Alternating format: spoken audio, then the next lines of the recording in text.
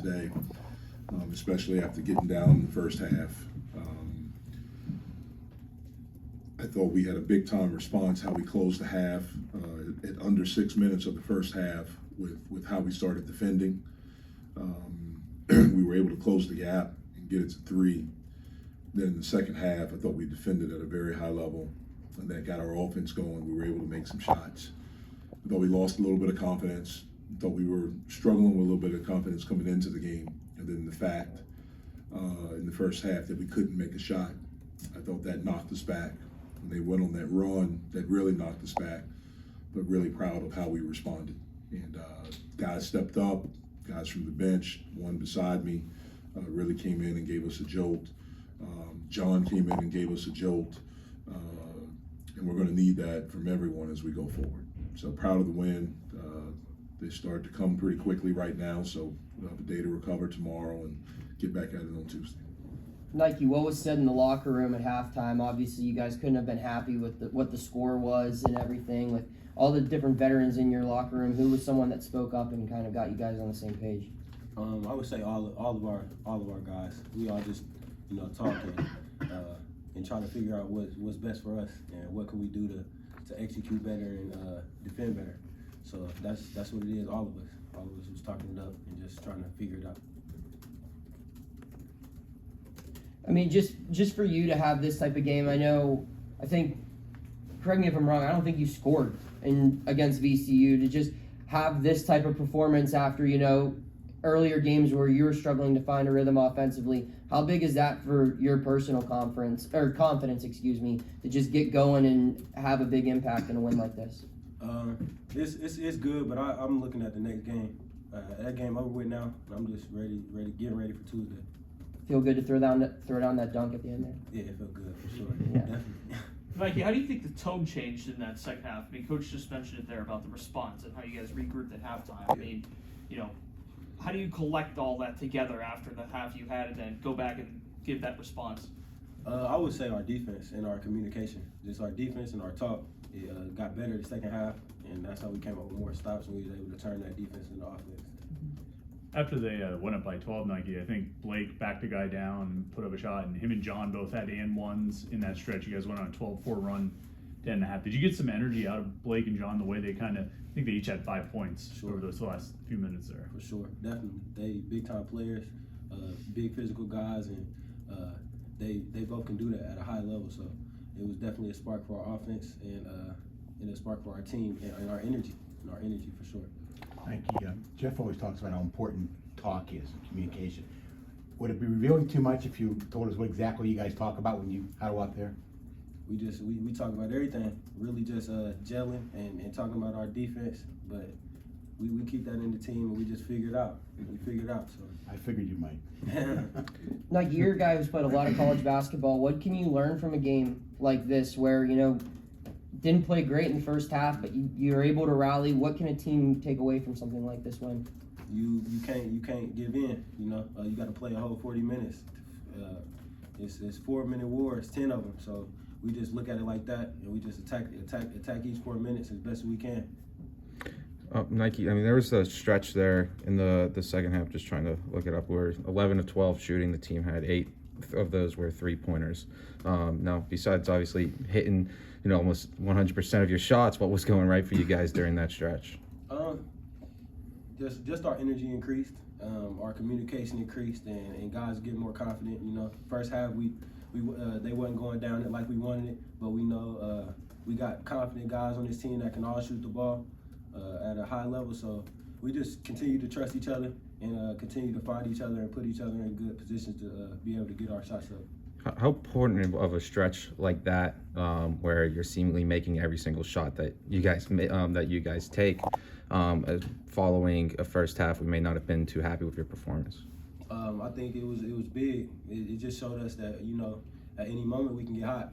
At any moment we got guys that can hit 2, 3, multiple shots and make multiple plays and put each other in position to score. So I think it's huge for our team for sure. Nike, you've been here for the losses, the ugly losses to mid-majors in past years. Yeah. What's different about this group that allows you to avoid that upset, to recover and come out on top by 19 points in a game where in the first half you guys looked pretty ugly? I think just I think these guys just care more about it. You know what I'm saying? Like, we care more about it and we take it personal. Especially it starts at the top with the older guys. We all care about it more and it trickles down to everybody. So just continuing to talk to our young guys and put confidence in each other to make plays. Mikey, what do you think was the biggest lesson you guys took away from the trip to New York? Biggest lesson? Biggest lesson I think was just to trust each other. We got to play the whole game. We can't play 5 good minutes, 10 good minutes. We got to play a whole 40 good minutes, and we can't give in there. That's what I think. Thanks, Nike. Thanks, Nike. Thanks, Nike. Jeff, what'd you like from Hughley today? Obviously, he gave us a presence around the basket. First half, we couldn't make a shot outside. We had a guy with him that we can get the ball into. He really offensive rebounded well. You mentioned and one earlier, that was big. He's going to continue to get better. He's a really good player, but he's going to continue to get better. He sat out for 6 weeks. He's not in the condition that he needs to be in yet. We all knew that, so we have to play him in spurts. As his conditioning gets better, he'll be even better. You see like little things come back with him, or is it just, I don't know? It's just when you're out and you're not playing basketball for 6 weeks. You know, for him, he wasn't. I'd say for the first 5 weeks, he wasn't walking straight. Like he couldn't bend his knee. It was in a brace where he kept it straight, so he wasn't walking regular, not straight. And then the last week, he still had the brace, but they decreased the tension so he could move it. When you do that for 6 weeks, you're not going to come back and be the guy that you were. It's going to take some time. So the rhythm of the game, the timing of the game, the things defensively, the movements, it's not like he came back and he had a week to get ready. Like he came back on a Sunday and we played Wednesday, Thursday, and Sunday. And so a week ago was his first practice of 5-on-5. And so we know that it's going to take time. Like he's got to get back into the rhythm of everything. Also the mental aspect of trusting it, of trusting your knee, of trusting your movements, of feeling comfortable being able to do the things that you were able to do before. That takes some time. We knew that, but I thought he took a positive step today. Guys on TV Thursday night said he banged knees with somebody in Wednesday's game. Is that what happened? Yes. Was it a different knee? It was the other knee. Yes. The other knee. Okay. Yes. Coach, any update on Burton? Did he get hurt in practice, or was it in the VCU game? Or It was just his knee swole up. Okay. He had inflammation in his knee. Jeff, Nike said that he feels this group cares more this year. Would you agree with that? I don't talk about last year's team or last year's players. I know this group cares. I care about this group. I'm not thinking about past guys. We still have a lot of games left, so it's not like it can't happen. Like we know that it can happen. We have lost those games before. We're playing a really good team on Tuesday. So we got to get prepared and focus on each day. Coach, Alabama State came out in the 2-3 early on. Would that throw you off at all? Was that something you were prepared for or saw from them? Yeah, I mean, we were prepared for that. They played a 1-3-1 zone. They played a 2-3 matchup. It's something that we had seen when they had success with it. They stayed with it a little bit longer, especially the 1-3-1. Also the 2-3, they were mixing it. They were going to man after the second and third pass. They were just doing things to throw us off rhythm. But the main thing is that I could sense the frustration in my group because we couldn't make a shot. And we had some good shots, some shots that, I feel like that are good shots for us that we can make. They just wouldn't go in. And for them, they shot the heck out of it. They have not shot the ball like that. I think coming into this game, they were below 40% from the field, and they were a little bit over 30 from the three-point range, but that was really because of two guys, Coleman and Madlock, I'm sorry. And so they had some other guys step up and make some shots for them. And that's what dug the hole. We got out to a pretty good start, but then they went on a run. The thing I was proud of is that we answered the run. We answered the run to close the first half, and then we went on a big run really for most of the second half. Coach, you get 19 minutes on a Jorge as a starter tonight. 9 points, 3 of 5, 8 boards. What do you think the difference is over these last couple of weeks for him and trying to just get into that, college basketball mindset and college basketball shape and catching up to the speed of the game? Where do you feel he's at with all of that? I think he's getting better and better. He's a good player. He's got incredible spirit and energy about playing, positive energy. And he just plays. He doesn't worry about things. There's a joy that he has in playing basketball. And I love the fact that he's not afraid. He's not afraid of a moment. When you think about it, the kid goes up and comes in and, really gives us a huge jolt of energy against VCU. And he's playing in the Barclays Center, and as a freshman, a true freshman from a different country, and to come in and to do that, I think both of their futures, both he and his brother, they had bright futures. But I thought more than anything today was just his energy. I thought that's what he gave us. If you think about it, before he picked up his second foul, I think we were up 9-2 in that first half. When he went out, that's when things changed for us. And obviously he got off to a great start in the second half for us as well. Jeff, in the first half, your two starting guards kind of looked like they were struggling to get on the same page there with Greg and Nelly. What needs to happen for them to really, play a complete 40-minute game for both of them at the same time? Is it just something as simple as needing more time on the court together? Yeah, that's it. I think that's it. We have some guys like maybe everyone. We're battling some injuries. We're a little bit banged up with all these games coming right back to back. That wasn't smart scheduling on my part. So Greg's a little bit banged up.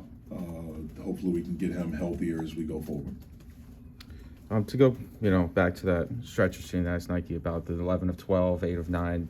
How important is that for more of the mental aspect of, having a run like that when your team's been struggling to start the season in the first half of that game as well? Well, it's huge. It's huge. Like I mentioned, I thought coming into this game, I thought we were a little bit fragile confidence-wise because of the last 3 games.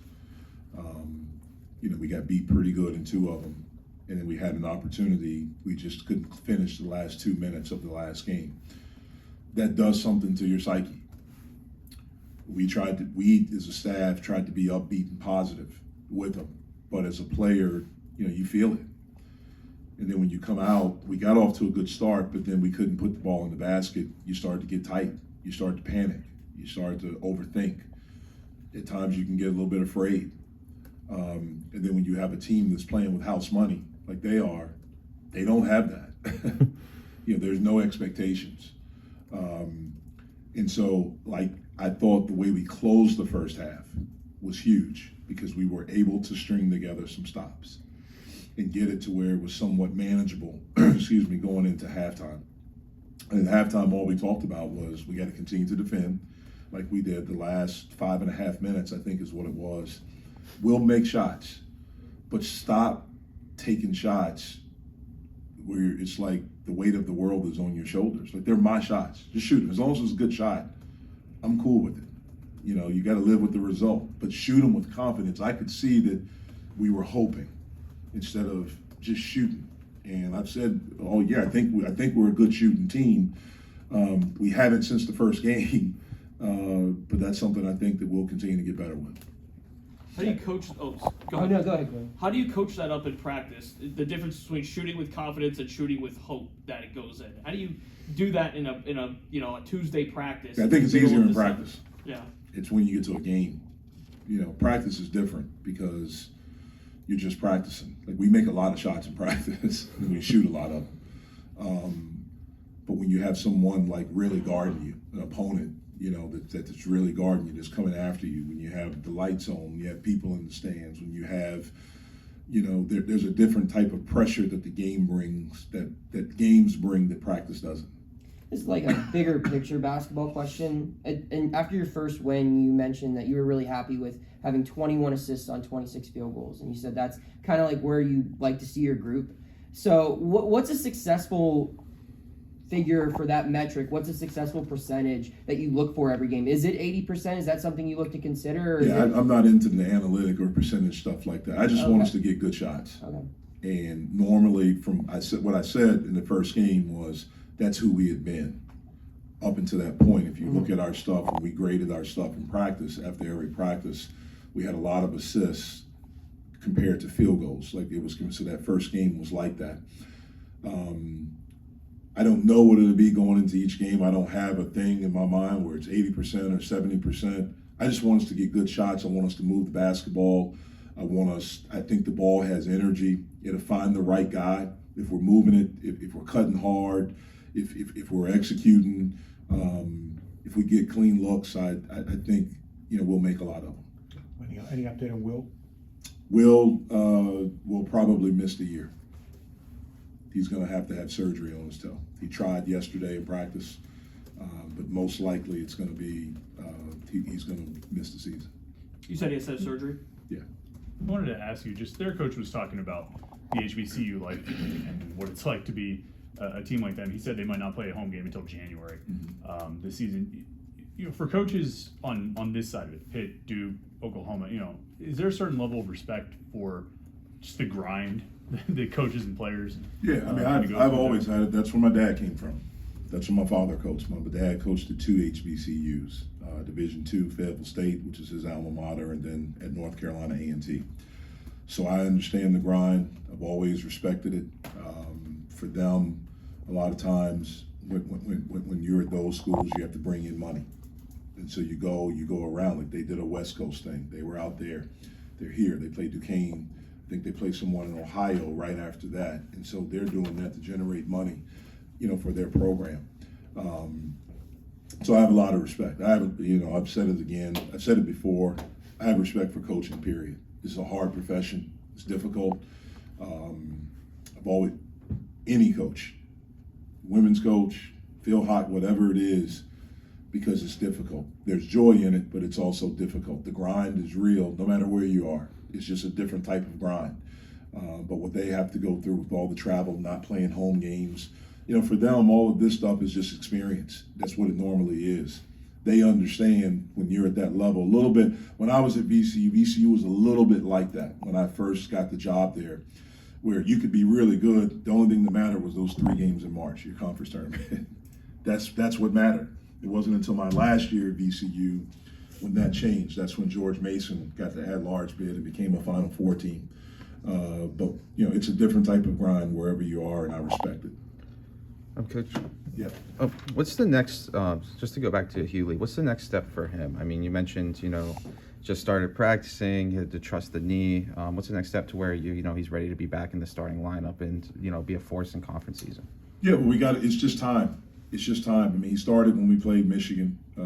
We didn't start him today. Just time, just continuing to work, just continue to be a good player, be a great teammate, and just time. It'll happen at some point. All right, see you guys. Thank you. Thank you, Coach. Enjoy your Sunday.